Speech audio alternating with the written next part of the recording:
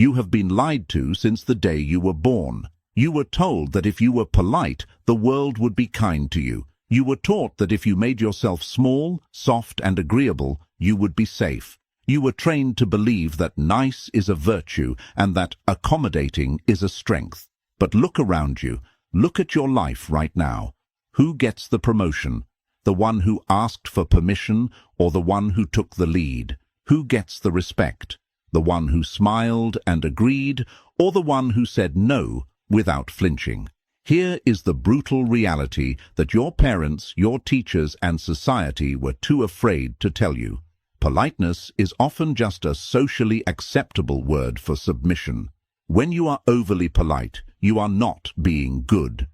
You are signaling to every predator, every manipulator, and every competitor in the room that you are prey. You are broadcasting loudly that your needs are secondary, your time is cheap, and your boundaries are negotiable. You think you are keeping the peace. In reality, you are destroying your reputation, you are eroding your authority, and you are training people subconsciously to treat you like a doormat. If you have ever felt ignored, talked over, or undervalued, it is not because you aren't talented. It is because your behavior is betraying you. What we are about to dismantle are 7 specific habits. Tiny, microscopic behaviors that you do every single day without thinking. You do them in emails. You do them in meetings. You do them when you order coffee. You think these habits make you look professional. You think they make you look like a team player. They don't. They are destroying your reputation faster than any scandal ever could. They are draining your status, leak by leak, until there is nothing left but a shell that people feel comfortable ignoring. If you can eliminate just 3 of these habits, the way people look at you will change overnight. They won't know why. They won't be able to put a finger on it, but they will feel a shift in the air pressure when you walk into the room. But be warned, this is not about becoming a jerk. This is not about becoming a villain. It is about something far more dangerous. It is about becoming real. And for a society addicted to fake pleasantries, nothing is more terrifying than a person who no longer feels the need to pretend. Let's begin the surgery. Habit 1. The apology reflex. If someone bumps into you on the street, what is the first word out of your mouth? Sorry. If the waiter brings you the wrong order and you have to send it back, how do you start that sentence? Sorry, but if you need to ask a question in a meeting, do you say, sorry to interrupt? Stop it. You are bleeding power. You think you are being polite. You think you are diffusing tension. But what you are actually doing is broadcasting a signal of total inferiority.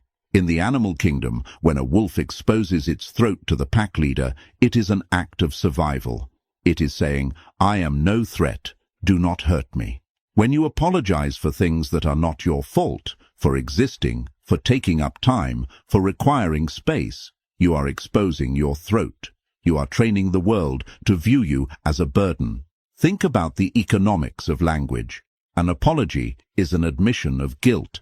It is a debt you pay to balance the scales of social interaction. But if you apologize when you are not guilty, you are paying a debt you do not owe. And inflation hits your reputation hard. If you are sorry for the rain, sorry for the traffic, and sorry for asking a question, your sorry loses all value. So when you actually make a mistake, a real consequential error, and you apologize, it means nothing.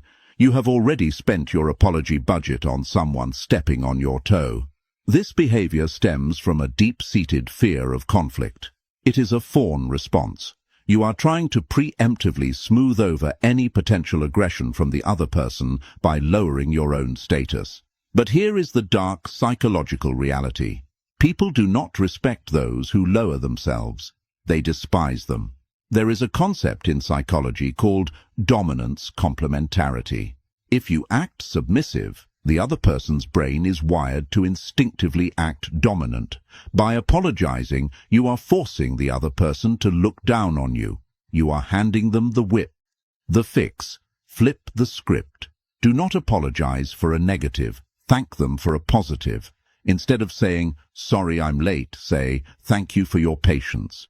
Do you feel the difference? "Sorry I'm late" frames you as a failure who needs forgiveness. "Thank you for your patience" frames you as a person of value worth waiting for, and it frames them as a generous person for waiting. It is a power move wrapped in gratitude. Instead of saying, "Sorry to bother you," say, "Thank you for making time." Stop apologizing for taking up oxygen. The only time you should say sorry is when you have actually harmed someone. For everything else, silence is better than submission. Habit 2. The submission smile. Here is a scenario. Your boss is criticizing you unfairly, or a client is making a rude, out-of-line comment, or someone is cutting you in line.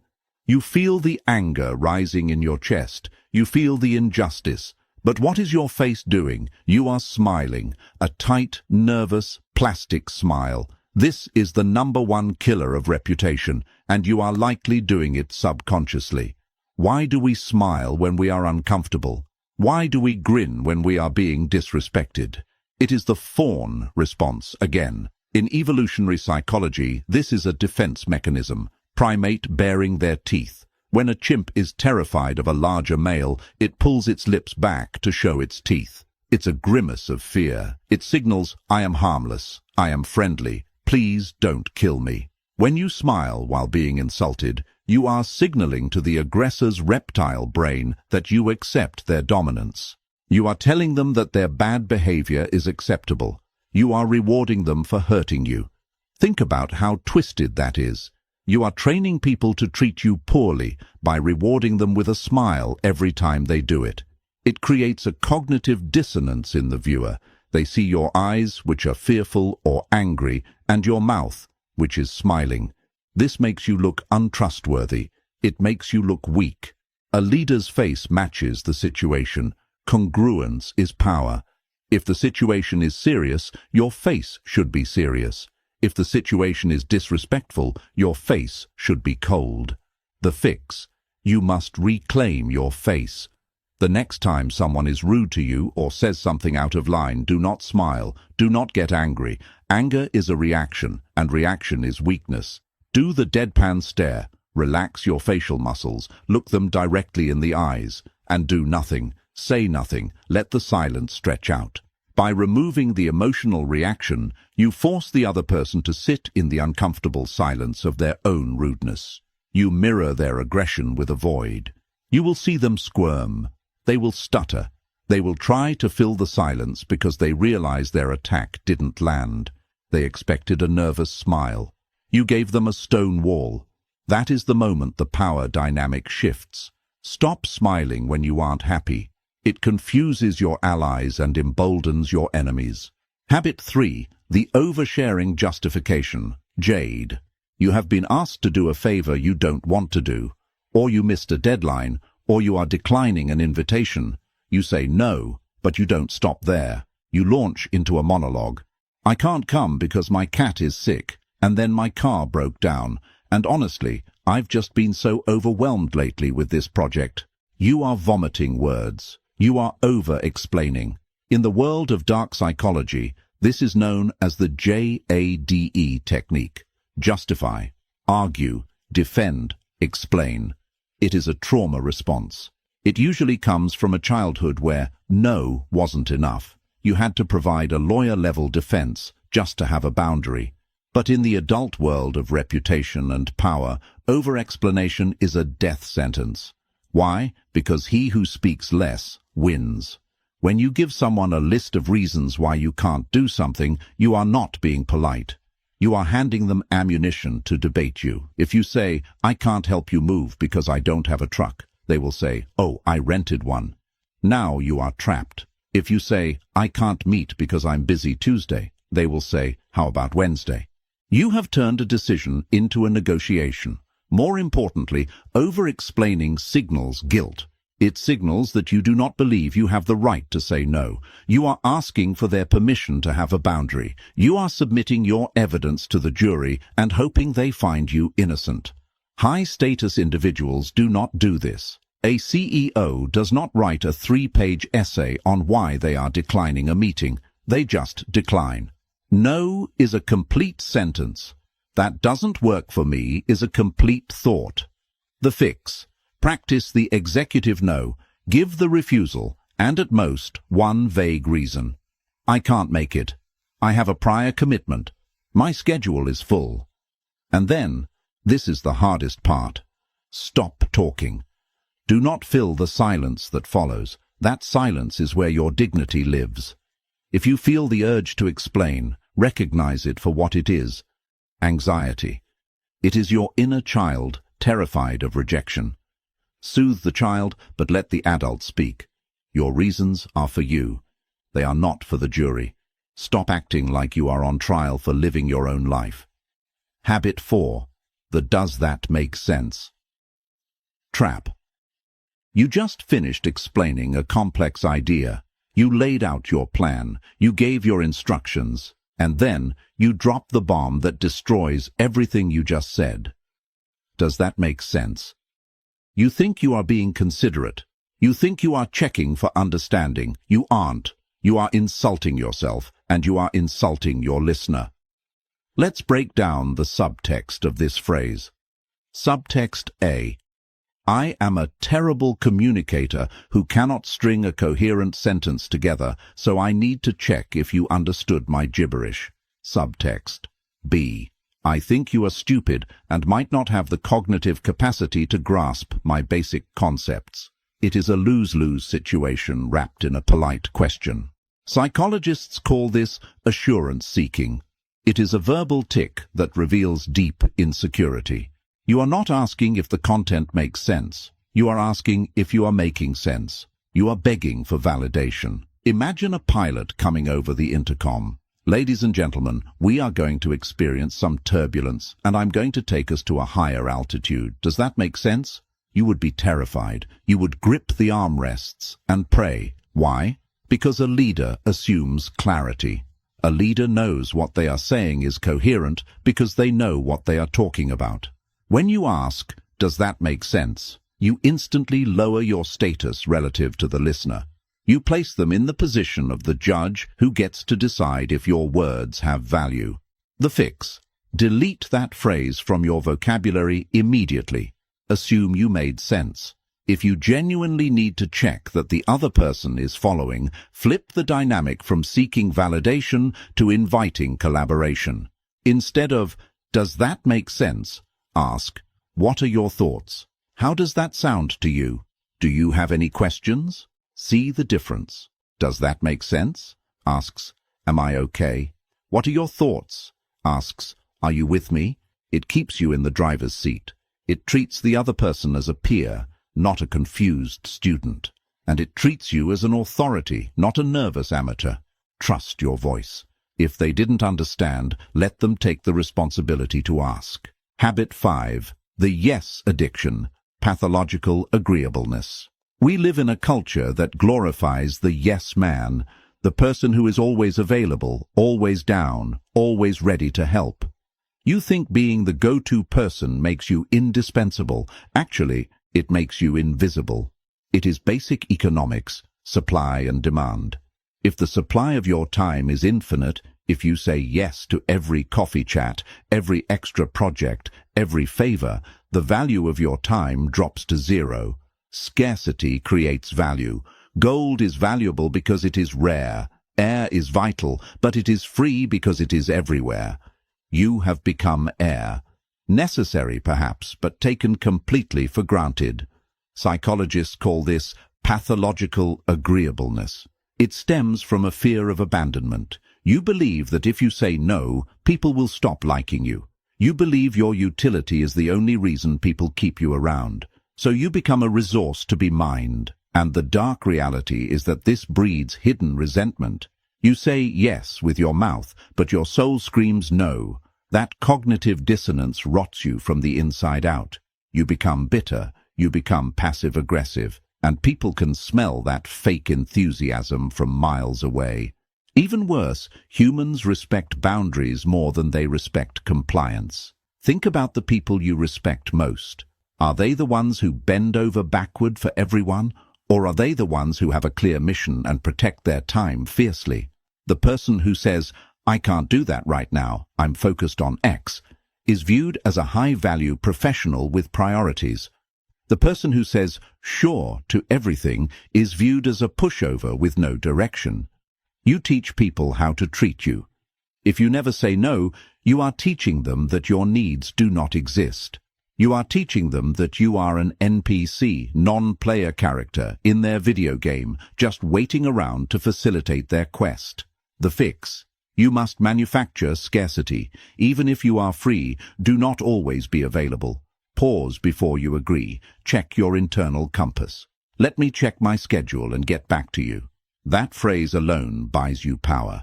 It signals that your time is accounted for, that your life has structure. Start saying no to the small things so you have the energy to say yes to the big things. Stop setting yourself on fire just to keep other people warm. They won't mourn your ashes, they'll just look for another log to burn. Habit 6. The just virus, linguistic castration. Let's look at your inbox. Let's look at your text messages. Search for the word just. I just wanted to check in. I just have a little question. I'm just following up. This tiny 4-letter word is the most destructive virus in the English language. It is the verbal equivalent of walking into a room with a "kick me" sign taped to your forehead. Why do we use it? We use it to soften the blow. We use it to make ourselves smaller so we don't appear aggressive. I just wanted to ask translates psychologically to, I know my existence is an annoyance to you, so I'm going to minimize my request to the absolute microscopic level so you don't get mad at me. This is what linguists call hedging. It is a protective shield used by people who are terrified of their own authority. But here is the irony. When you use qualifiers like just, sort of, kind of, or maybe, you signal to the listener's primal brain that you do not believe in what you are saying. And if you don't believe it, why should they? If a surgeon walked in before your operation and said, I'm just going to sort of try to fix your heart today, you would run. You want a surgeon who says, I am going to fix your heart. Certainty is safety. Ambiguity is danger. When you hedge, you are not being polite. You are being unsafe. You are making the people around you anxious because they can't feel your backbone. Psychologically, humans naturally value confidence over competence. It is a nasty cognitive bias, but it is real. When you minimize your speech, people subconsciously assume your value is minimal too. You are framing your request as a burden before they even hear it. The fix: go on a just detox. For the next 7 days, delete the word just from every email and text before you hit send. It will feel aggressive. It will feel rude. You will type, I'm checking in on the report, and your brain will scream, too harsh, add a just. Resist that scream. I am checking in on the report. It is not rude. It is clear. I have a question. It is not demanding. It is a statement of fact. Leaders do not just want a moment. They take it because they know they matter. Stop apologizing for your own intent. Habit 7. The self-roast ritual. This is the final nail in the coffin, and it is the one you think makes you charming. You make fun of yourself. Oh, I'm such a disaster today. I'm terrible at math, don't ask me. I'm a total mess. You think self-deprecation makes you sound humble. You think it makes you relatable, approachable, one of the guys. Wrong. It makes you look like a liability. There are 2 dark psychological mechanisms at play here. First is confirmation bias. The human brain is lazy. It doesn't want to do the hard work of evaluating you from scratch every day. It looks for shortcuts. When you tell people, I am disorganized, you are giving them the label to slap onto your file. Once you label yourself, the people around you subconsciously start filtering your actions to match that label. If you drop a pen, they think, see, he said he was a disaster. If you do something great, they ignore it because it doesn't fit the label. You are actively marketing your own incompetence. Stop doing the opposition's research for them. The second mechanism is forced emotional labor. This is the part that is actually rude. When you insult yourself, I look so ugly today, you force the listener into an awkward social contract. Social norms dictate that they have to disagree with you. They have to say, no, you look great. You aren't being modest. You are fishing for validation. You are trapping your friends and colleagues in a script where they have to perform unpaid emotional labor to fix your insecurity. It is exhausting to be around someone who constantly trashes themselves. Eventually, they will stop arguing with you. Eventually, when you say, "I'm a mess," they will just nod, and that is the day your reputation dies. The fix: kill the self-roast. If you make a mistake, own it, fix it, and move on. Do not turn it into a character trait. I made an error on the spreadsheet. Here is the corrected version. Not, "I'm so stupid I always mess up numbers." Separate the behavior from the identity. And if you want to be humble by highlighting others, not by debasing yourself. True humility is not thinking less of yourself, it is thinking of yourself less. So, why do we do this? Why do we apologize, smile, hedge, and roast ourselves into oblivion? Because we are terrified of our own shadow. Carl Jung, the Swiss psychiatrist, taught that every human being has a shadow, the part of the psyche that contains our aggression, our power, our selfishness, and our capacity for danger. From a young age, you were taught that your shadow was bad. You were taught that anger is bad, that selfishness is bad, that disagreement is bad. So you repressed it. You cut off 50% of your psyche and locked it in the basement. You became the nice person. But here is the profound, uncomfortable truth that no self-help book will tell you.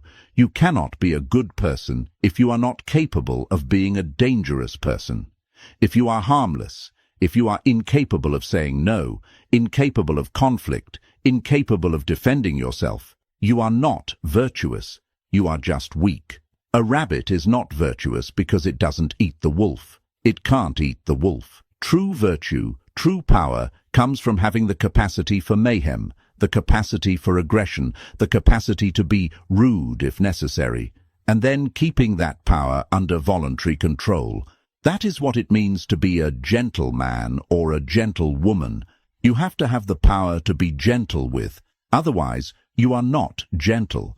You are just broken.